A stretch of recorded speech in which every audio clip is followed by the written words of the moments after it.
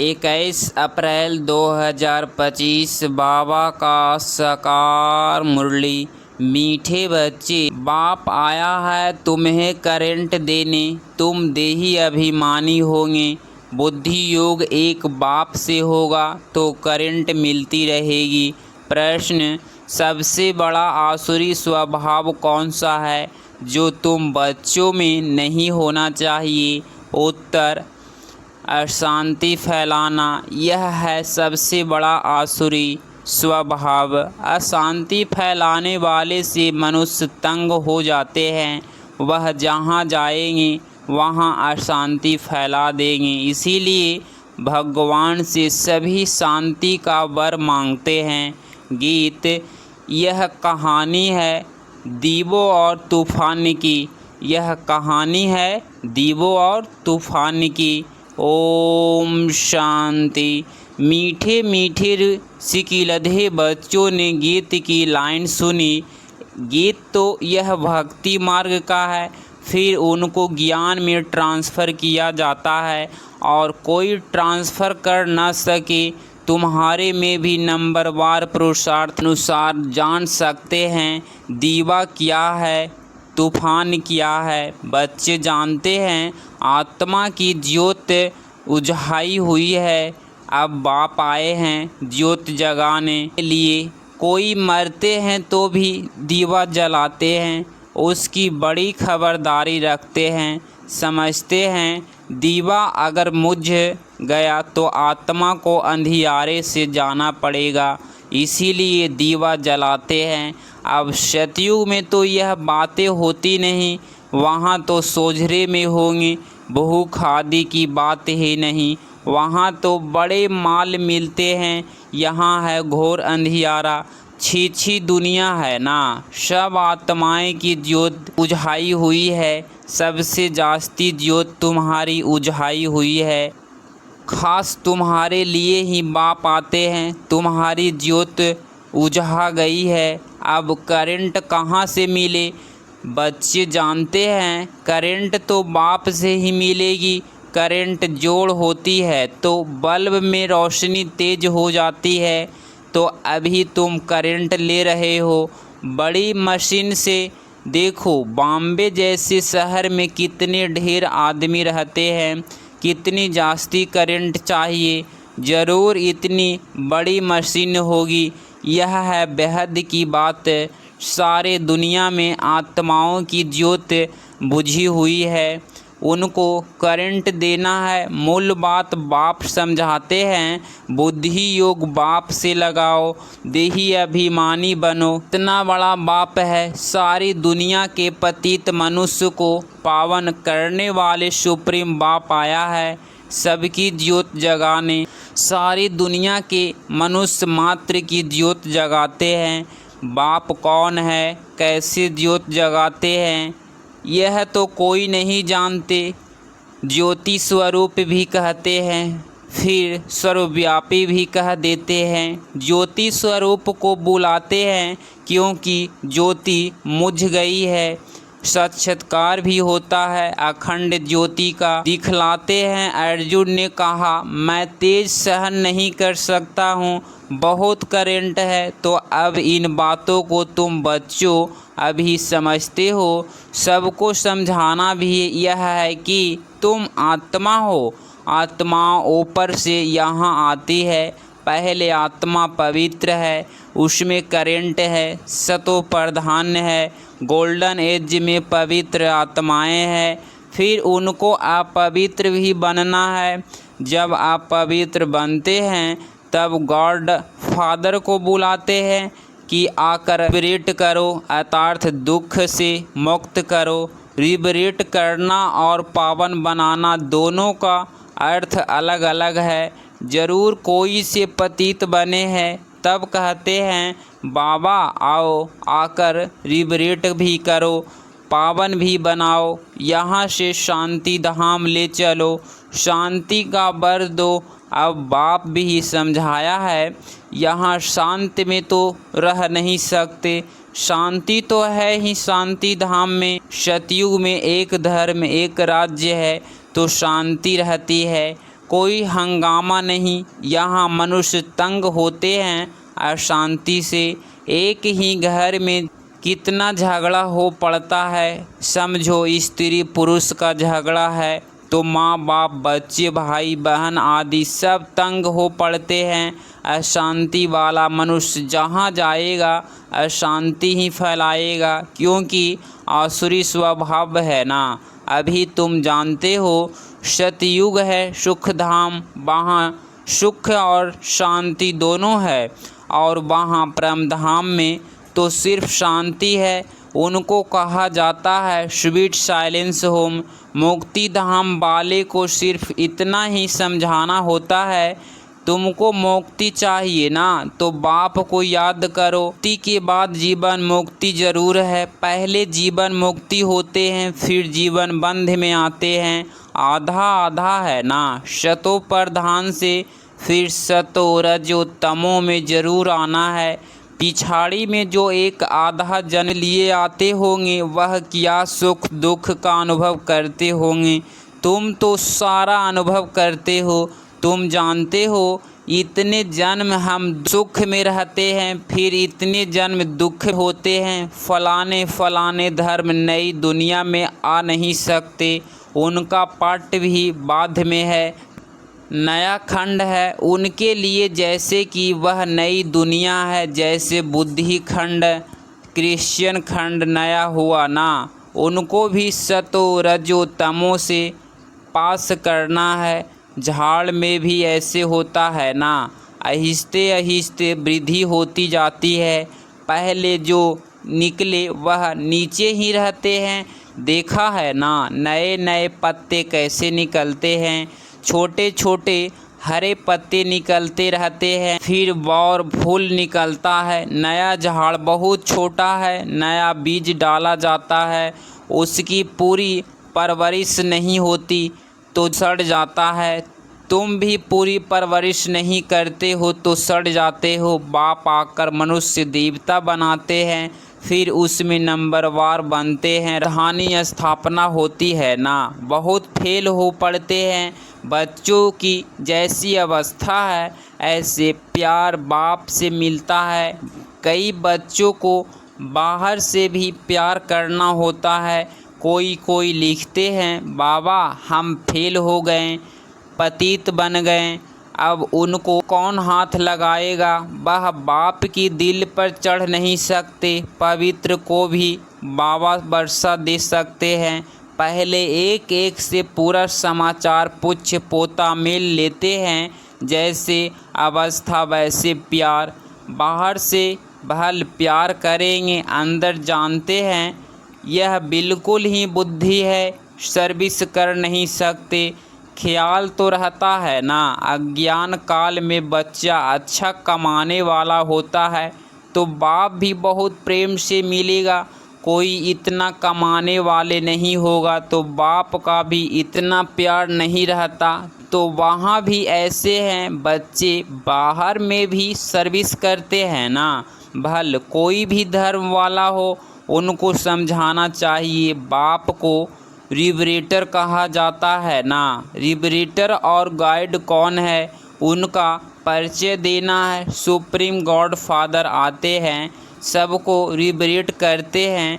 बाप कहते हैं तुम कितने पतित बन गए हो, प्योरिटी है नहीं, अब मुझे याद करो। बाप तो एवर प्योर है, बाकी सब पवित्र से अपवित्र जरूर बनते हैं। पुण्य जन्म लेते लेते उतरते आते हैं। इस समय सब पतित है, इसीलिए बाप राय देते हैं बच्चे तुम मुझे याद करो तो पावन बन जाएंगे। अब मौत तो सामने खड़ा है, पुरानी दुनिया का अब अंत है। माया का पाप कितना है, इसीलिए मनुष्य समझते हैं यह तो स्वर्ग है। तो प्लेन बिजलियाँ आदि क्या क्या है, यह है सब माया का पाप। यह अब खत्म होना है, फिर स्वर्ग की स्थापना हो जाएगी। यह बिजलियाँ आदि सब स्वर्ग में तो हैं, अब यह सब स्वर्ग में कैसे आएंगी। ज़रूर जानकारी वाला चाहिए ना। तुम्हारे पास बहुत अच्छे अच्छे कारीगर लोग भी आएंगे, वह रजाई में तो आएंगे नहीं, फिर भी तुम्हारी प्रजा में आ जाएंगे। इंजीनियर आदि सीखे हुए अच्छे अच्छे कारीगर आएंगे। यह फैशन सारा बाहर विलायत से आता जाता है, तो बाहर वालों को भी तुम्हें शिव बाबा का परिचय देना है। बाप को याद करो, तुमको भी योग में रहने का ही पुरुषार्थ बहुत करना है। इसमें भी माया के तूफान बहुत आते हैं। बाप सिर्फ कहते हैं मामे कम याद करो, यह तो अच्छी बात है ना। क्राइस्ट भी उनकी रचना है।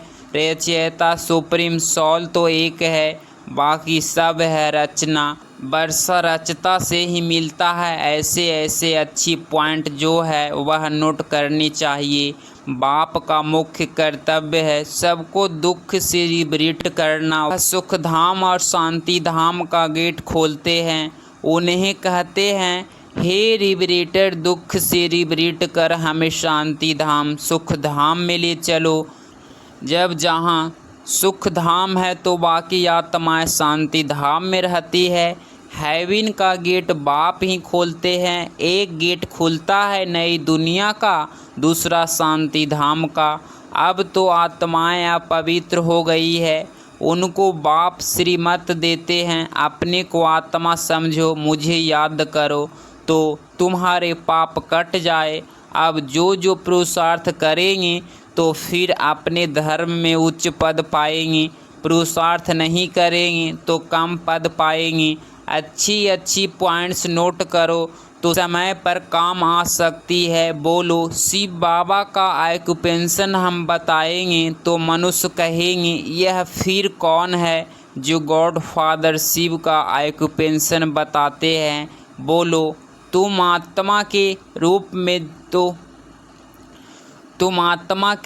में तो सब दर्श हो, फिर प्रजापिता ब्रह्मा द्वारा रचना रचते हो तो भाई बहन होते हैं। गॉड फादर जिसको स्पिरिट गाइड कहते हैं उसका ऑक्यूपेशन हम आपको बतलाते हैं। ज़रूर हमको गॉड फादर ने बताया है तब आपको बताते हैं। सन सोज फादर यह भी समझाना चाहिए, आत्मा बिल्कुल छोटा स्टार है, इन आँखों से उनको देखा नहीं जाता है। दिव्य दृष्टि से साक्षात्कार हो सकता है, बिंदी है, देखने से फ़ायदा थोड़े ही हो सकता है। बाप भी ऐसी ही बिंदी है, उनको सुप्रीम सोल कहते हैं। सोल जैसा ही है परंतु वह सुप्रीम है, नॉलेज फुल है, बिलीफुल है, लिबरेटर और गाइड है। उनकी बहुत महिमा करनी पड़े, ज़रूर बाप आएंगे तब तो साथ ले जाएंगे ना, आकर नॉलेज देंगे। बाप ही बतलाते हैं आत्मा इतनी छोटी है, मैं भी इतना हूँ, नॉलेज भी ज़रूर कोई शरीर में प्रवेश कर देंगे। आत्मा के बाजू में आकर बैठूँगा, मेरे में पावर है, आगरणस मिल गए तो मैं धनी हो गया। इन आगरणस द्वारा बैठ समझाता हूँ। इनको एडम भी कहा जाता है। एडम है पहला आदमी, मनुष्यों का सिजरा है ना। यह माता पिता भी बनते हैं, इससे फिर रचना होती है पुराना परंतु एडॉप्ट किया है। नहीं तो ब्रह्मा कहाँ से आया? ब्रह्मा के बाप का नाम कोई बताए, ब्रह्मा विष्णु शंकर, यह किसकी रचना तो होगी ना। रचयिता तो एक ही है, बाप ने तो इनको एडॉप्ट किया है।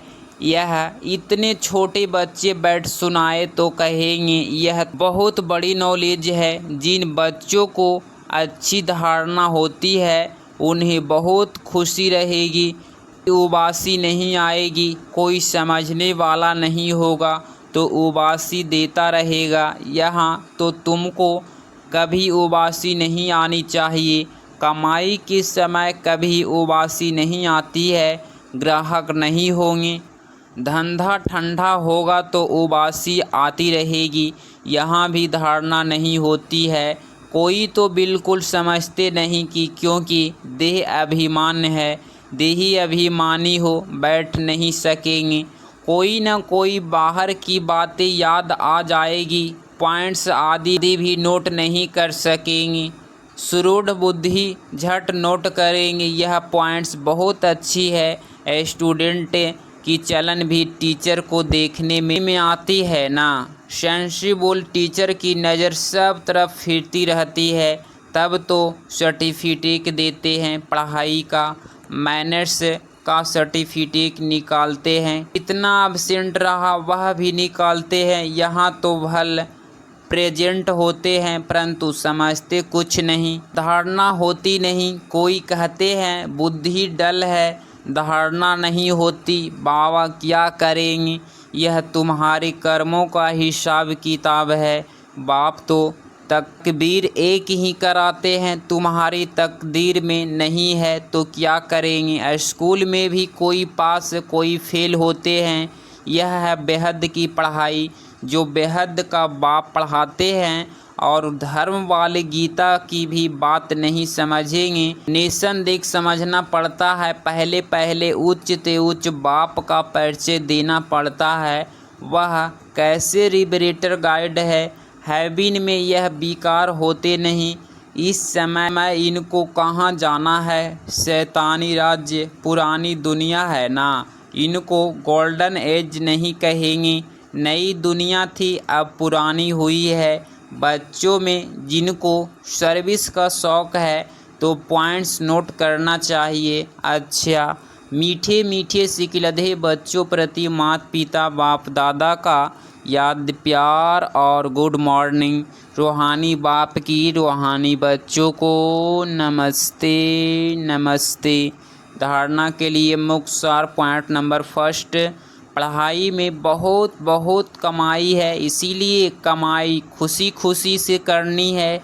पढ़ते समय कभी उबासी आदि न आए, बुद्धि योग इधर उधर ना भटके। पॉइंट्स नोट कर धारणा करते रहो। पॉइंट नंबर 2, पवित्र वन बाप के दिल का प्यार पाने का अधिकारी बनना है।